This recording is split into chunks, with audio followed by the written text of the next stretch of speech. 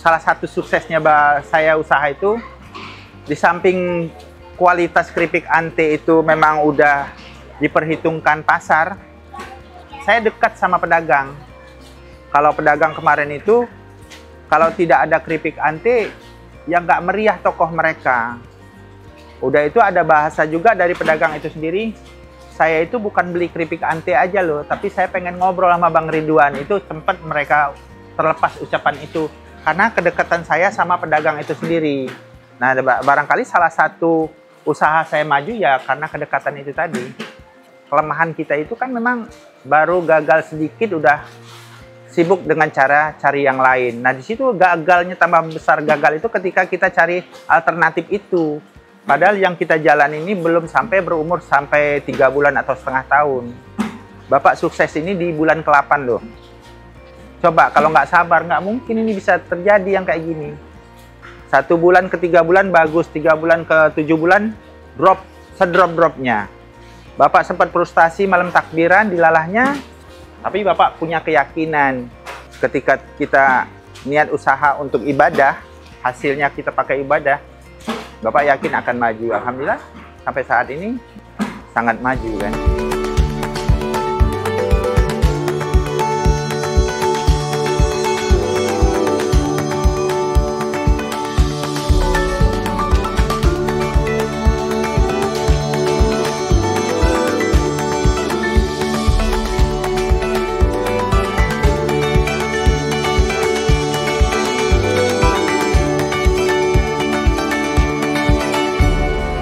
Assalamualaikum warahmatullahi wabarakatuh.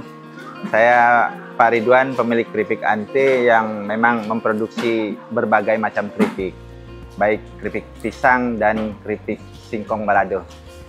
Keripik ante ini berdiri sejarahnya sangat panjang.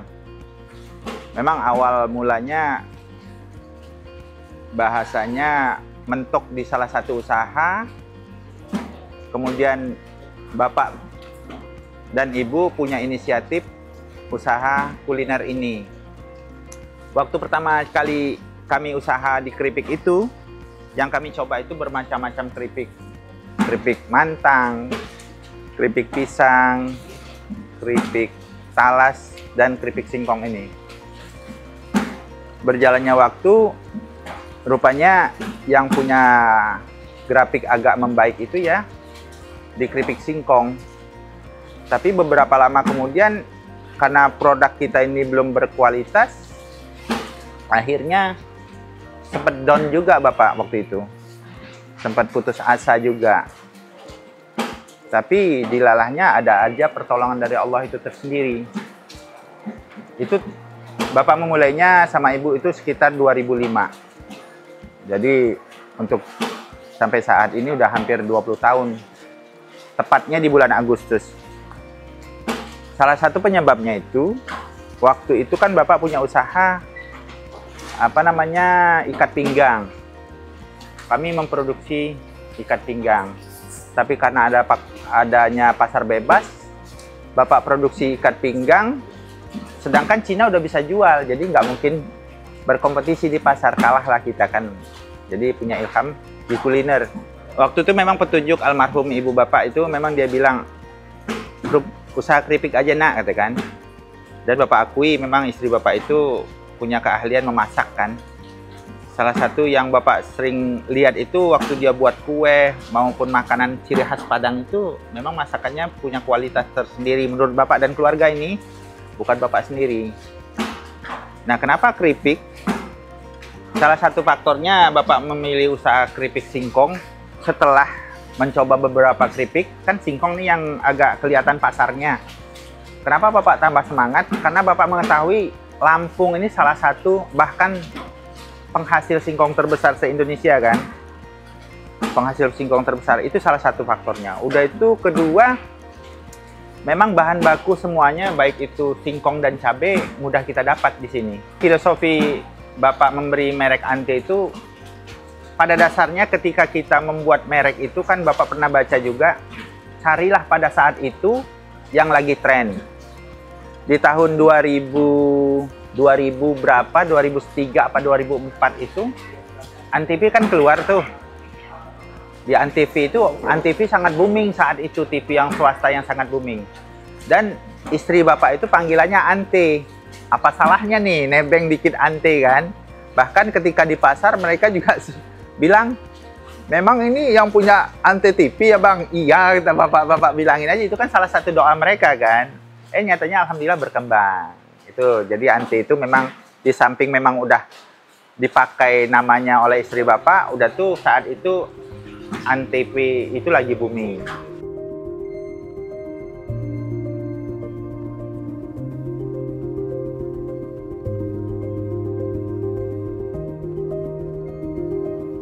Kalau kita cerita tantangan, cobaan itu udah pasti ada. Apapun kerjaan, apapun yang kita kerjakan, insya Allah tantangan itu tetap ada. Tapi kita dituntut di situ, konsisten nggak kita kan?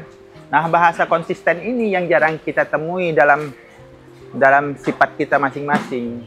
Ada orang itu, terutama orang yang baru mendirikan usaha, baru beberapa hari atau beberapa minggu, mereka udah belum ada hasil, down. Tantangan sangat banyak. Misalnya, waktu kita produk keripik itu kan tidak sebaik kualitas saat ini nih.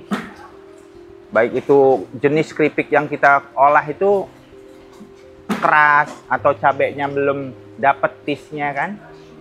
Tantangannya ya dari rasa, dari kompetisi, dari fluktuatifnya harga singkong dan cabai. Karena dominan di situ kan singkong dan cabai yang sering fluktuatif. Kalau usaha kuliner itu resiko rugi itu sangat besar. Kami pernah mengalami itu di awal-awal produksi dulu.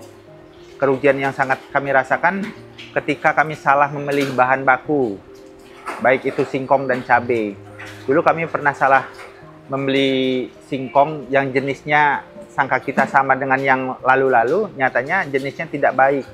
Setelah kita goreng, hasilnya tidak bagus. Akhirnya tidak kita produksi, kita buang begitu saja kan. Kita kasih tetangga juga nggak mungkin keras kan. Di cabai kita pernah merasakan juga cabai itu rasanya asam. Waktu itu baru merintis di bulan kedua insya Allah. Kami sempat menggoreng singkong itu di 2 karung.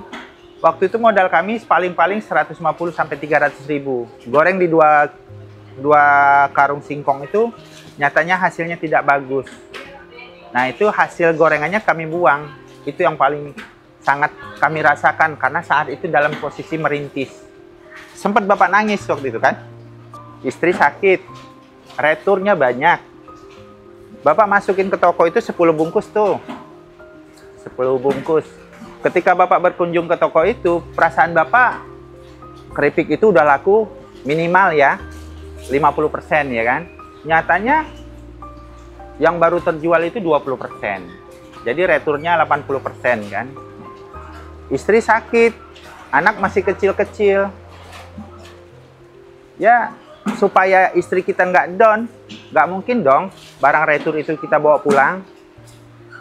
Kemudian bapak bakar di jalan. Itu bypass itu saksinya itu kalau bisa cerita.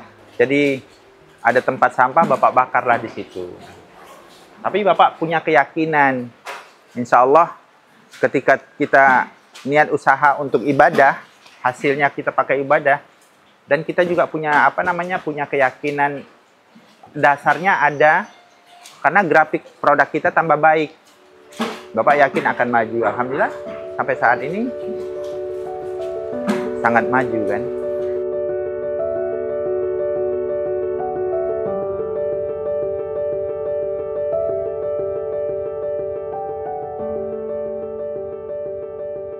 Waktu bapak ngerintis di 2005 itu bapak mulai dari 5 kilo. 5 kilo bapak rintis, beberapa bulan kemudian naik, turun lagi kan. Sempat frustasi, alhamdulillah kalau untuk saat ini udah sampai 3-4 ton sehari. Alhamdulillah saat ini jangkau pemasaran kita lumayan luas lah. Bahkan kita bisa dikatakan nasional di Alpanya. Baik itu wilayah barat, timur. Kalau untuk Jabodetabek memang kita sangat baik pasarannya.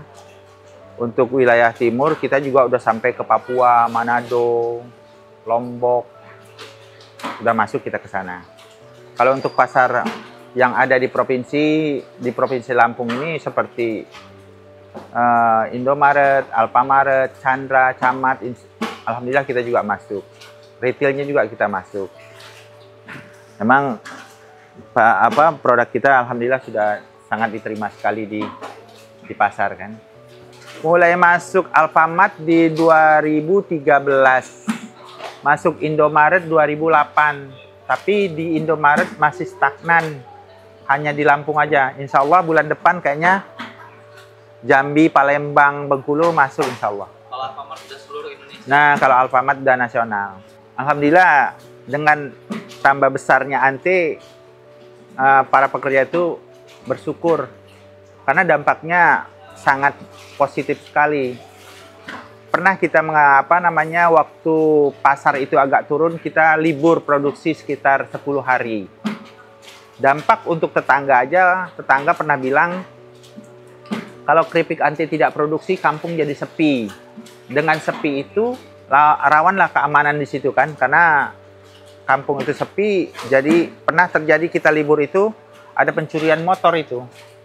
Nah, pencurian motor depan kita ini. Nah, untuk karyawan ketika libur, karena mereka itu gajiannya berdasarkan hasil produk dia, hasil kerja dia, dengan sendirinya tidak ada gaji. Beda yang bulanan kan.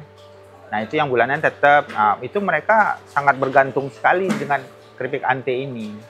Produk kami itu, kalau seperti ini, adanya di Indomaret Lampung. Kalau yang seperti ini, ada yang besarnya juga, atau keripik pisang ini. Ini ada di pasar-pasar modern seperti di Chandra, Chandramat. Kalau di Jakarta itu ada di PT Supraboga, di Rans Market dan Farmers Market. Ada di Matahari Putra Prima, Hypermart, di Tip Top, Supermart, udah tuh di Naga Swalayan.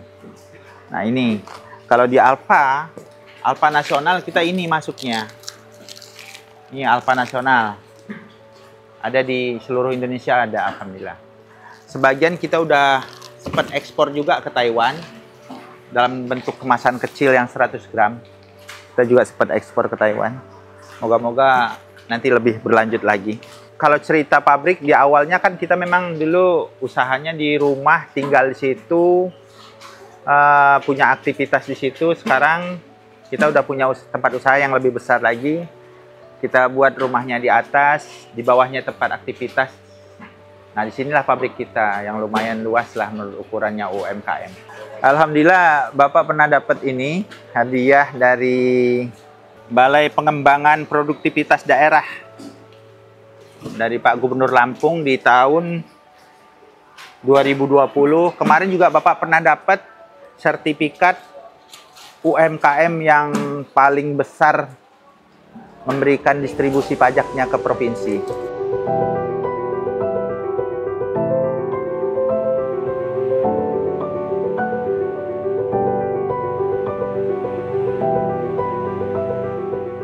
Salah satu suksesnya saya usaha itu, di samping kualitas keripik Ante itu memang udah diperhitungkan pasar, tapi metode yang Bapak pakai itu kedekatan antara si produsen sama pedagang.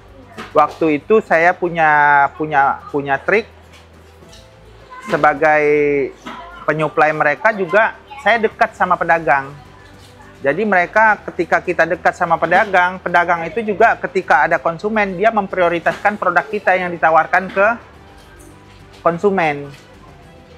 Kenapa dia mau menawarkan barang kita dulu? Karena kita dekat sama pedagang kita itu. Jadi bahasanya, kalau pedagang kemarin itu, kalau tidak ada keripik Ante, ya nggak meriah tokoh mereka. Udah itu ada bahasa juga dari pedagang itu sendiri, saya itu bukan beli keripik Ante aja loh, tapi saya pengen ngobrol sama Bang Ridwan. Itu sempat mereka terlepas ucapan itu, karena kedekatan saya sama pedagang itu sendiri. Nah, barangkali salah satu usaha saya maju ya karena kedekatan itu tadi. Pesan saya secara secara keseluruhan prasangka baik terus kita jalankan, prasangka baik pada Allah, dan memang kita harus usaha. Kemudian konsisten, jangan kita baru mencoba usaha